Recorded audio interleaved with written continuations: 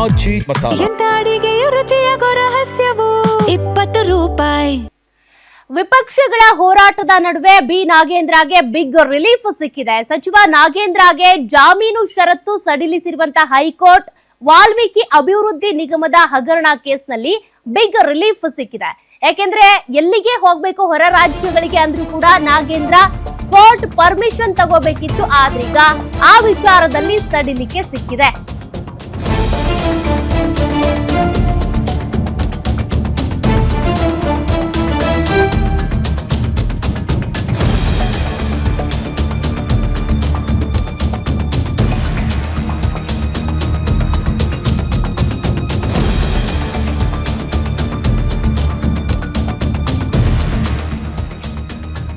ನಾಗೇಂದ್ರಗೆ ಜಾಮೀನು ನೀಡುವ ವೇಳೆ ಸಾಕಷ್ಟು ನಿರ್ಬಂಧ ಅಥವಾ ಷರತ್ತುಗಳನ್ನ ವಿಧಿಸಲಾಗಿತ್ತು.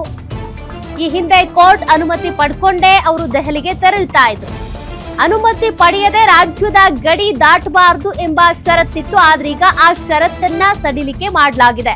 ನಾಗೇಂದ್ರಗೆ ವಿಧಿಸಿದ್ದ ಈ ಷರತ್ತನ್ನ ರದ್ದುಪಡಿಸಿರುವಂತಹ ಹೈಕೋರ್ಟ್, ಆದ್ರೆ ಆದೇಶದ ಹೊರಗೆ ಅಂದ್ರೆ ದೇಶದ ಹೊರಗೆ ಹೋಗ್ಬೇಕು ಅಂದ್ರೆ ಕೋರ್ಟ್ನ ಅನುಮತಿ ಪಡ್ಕೊಂಡೇ ಹೋಗ್ಬೇಕಾಗುತ್ತೆ. ಹಿಂದೆ ರಾಜ್ಯವನ್ನ ಬಿಟ್ಟು ಹೋಗುವಂತ ಸಂದರ್ಭದಲ್ಲಿ, ದೆಹಲಿಗೆ ಹೋಗುವ ಸಂದರ್ಭದಲ್ಲಿ ಅನುಮತಿ ಇಲ್ಲದೆ ಹೋಗಿದ್ರು ಅನ್ನುವಂತ ಆರೋಪ ಕೂಡ ಇದೆ.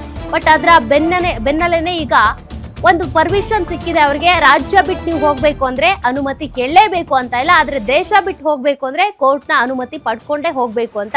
ಹೀಗಾಗಿ ನೋಡಿ, ಸದನದ ಒಳಗೂ ಹೊರಗೂ ಇಷ್ಟೆಲ್ಲ ವಿರೋಧ ಹೋರಾಟಗಳು ನಡೀತಾ ಇದ್ರು ಕೂಡ ನಾಗೇಂದ್ರಗೆ ಮಾತ್ರ ಮತ್ತೊಂದು ಬಿಗ್ ರಿಲೀಫ್ ಸಿಕ್ಕಂತಾಗಿದೆ. ದೆಹಲಿಗೆ ಹೋಗ್ಬೇಕು ಅಂದ್ರು, ಹೊರ ರಾಜ್ಯಗಳಿಗೆ ಹೋಗ್ಬೇಕು ಅಂದ್ರು ಈಗ ಕೋರ್ಟ್ನ ಅನುಮತಿ ಪಡ್ಕೊಳ್ಳೇಬೇಕು ಅಂತ ಏನಿಲ್ಲ.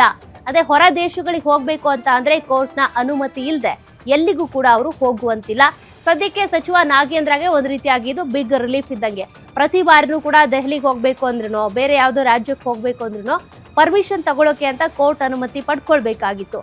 ಆದ್ರೀಗ ಆ ಸರ್ಕಸ್ ಮಾಡುವಂತಿಲ್ಲ.